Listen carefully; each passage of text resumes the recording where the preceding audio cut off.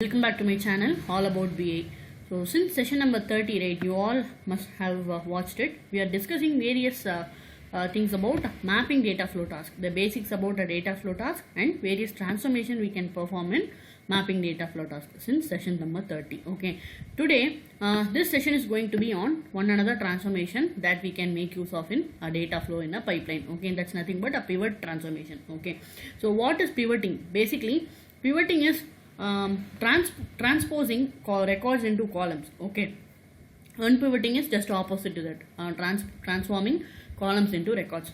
For example, right, you might have a data set like this, which is nothing but it has details of employees, its number, name, salary and department ID, and you might want to group the salary based on the department ID. Okay, you want to perform aggregation on salary based on the department. Okay, so after we pivot it, right, so the record will be looking like this. So total salary by department and followed by the department numbers or names in the columns. Okay, followed by the aggregated salary for each department. Okay, so today we are going to implement pivoting transformation in one of our sales data set. Okay, so this data set I have shown you a couple of times before. We have used the same data set in our aggregation transformation when I explained the aggregation transformation. Okay, so this is the product sales data. Product is nothing but the item type. Sales channel is nothing but whether the sales have happened has happened offline or online. So that is what they call sales channel. Okay, so what we are going to do is based on this sales channel, right, we are going to group or aggregate total revenue for each item. Okay, so to quickly show you how we are expecting the results, right, I am going to make pivot here first. In Excel I will add the pivoting. So item should go to column, sales channel should come to row. This is how we are expecting the records to be after we perform aggregation or pivot transformation, right, in the data flow task in pipeline. Okay, this is how we are expecting the results to be. Okay, in row wise you will see whether it is offline or online. In column wise you will see all the products, and these numbers are nothing but sum of total revenue. Okay, so let's see how to implement it in a Azure Data Factory pipeline. Okay, so what I have done is I have converted the Excel file that I am showing you here, right, it to a CSV file. Okay, and I am pointing it to my source. So next thing is we have to add a pivot transformation. So click on plus and say pivot. It requires setting up certain properties, but it is all very quick and very easy to learn. Okay, so let's name it to be pivot sales data. Okay, source stream, let it be source 1 because we have only one source. Okay, so group by based on what column we need the results to be grouped by.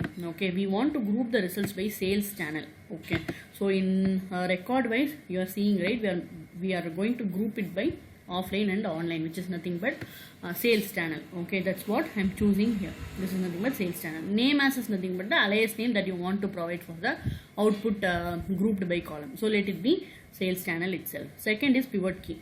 So what we are expecting on the columns, right, so that we have to choose in our pivot key column. So we are expecting the product names, right, so I am choosing item type.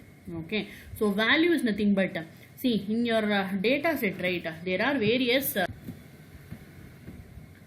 as we can see here, right, there are various items, but if you are looking for a certain information or certain product information, we can filter it. For example, if you are interested only in baby food or office supplies or personal care, right, what we can do is we can add those values here. So what ADF will do is it will only perform aggregation for those particular products only. Okay, so it's like filtering the input data set based on the choice that we want. Okay, so for now we can leave it optional. We are going to transpose or pivot all the records in the data set, so I am leaving it optional now. Go to pivot columns tab.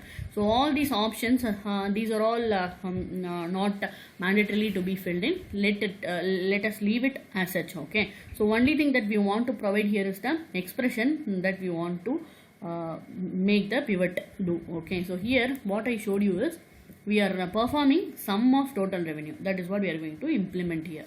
So pivot expression is nothing but sum of total revenue. Okay, that's all. So let's save and finish.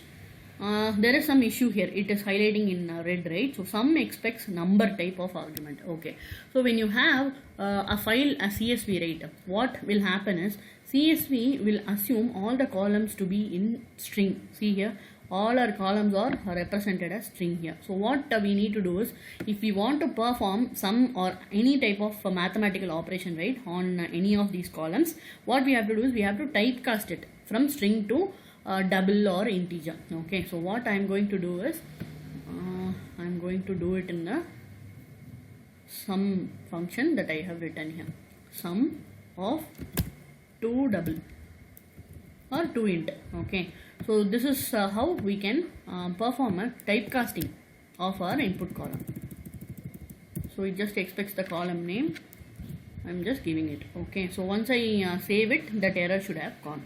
See here, and enter a column prefix. Prefix is nothing but, see, right now you have a total revenue. Okay, if you want to prefix some keyword before this, for example, pivoted total revenue or product total revenue, anything you can prefix with the column name. Okay, for that, if you want to do anything, you can make it here. No, you can enter here, otherwise you can leave it optional. So that's all with respect to setting up the properties of pivot cells. Okay, though it's not a mandatory thing to do, right, I just wanted to show you one important property that helps you when your columns are going to change. In the sense, I have this particular number of items here. So what if these items are going to be growing in the future? For example, if this particular company who is making the sales, right, they are going to add more products to the item list.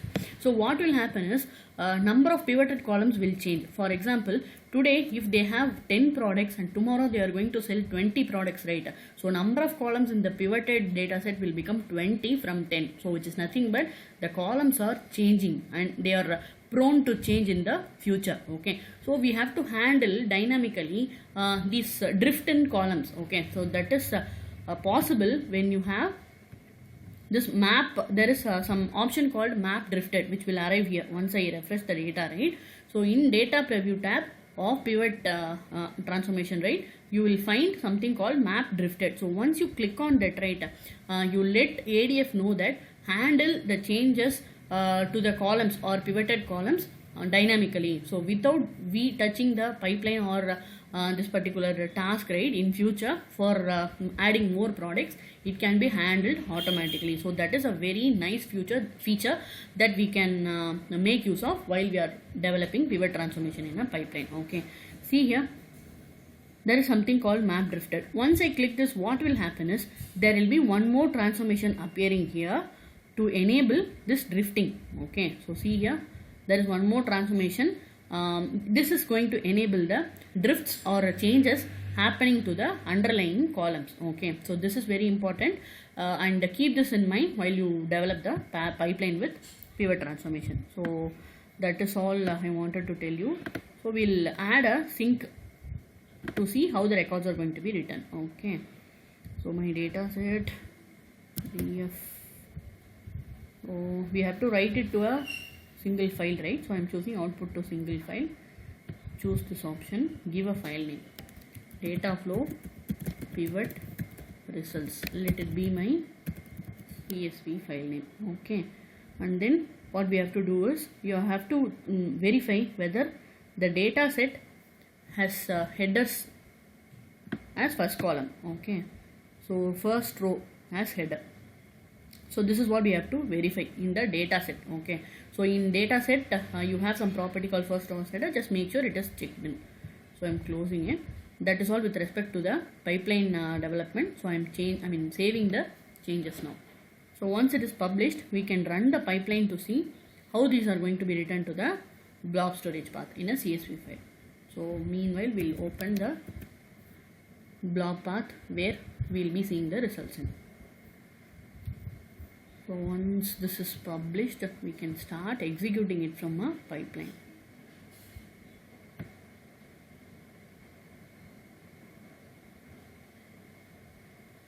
Before you can run also, you can preview the results, how it is going to write the results to, right?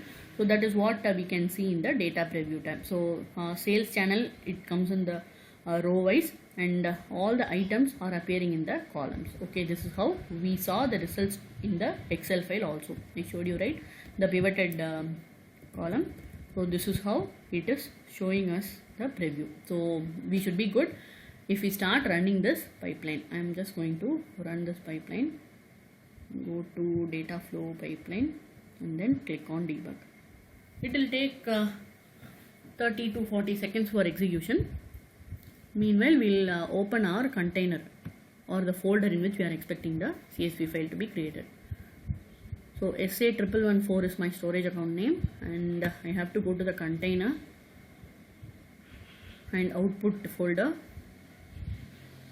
So here we are expecting the CSV file to be created. Okay, data flow pivot something that we gave in the sync data set. So let's see if something is getting created here. Alright, so df pivot results.csv, this is the file which we created now 10:55 AM. So let's open this and see how the results are going to look. Just edit it and click on preview to have a better view.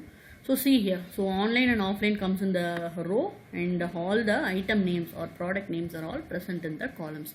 Okay, if you want this particular file to be sent to you, please let me know your mail ID in the comment section so that you can try the similar pipeline or activity, right, in your data factory pipeline. Okay, also let me know if you have any doubts about this particular session.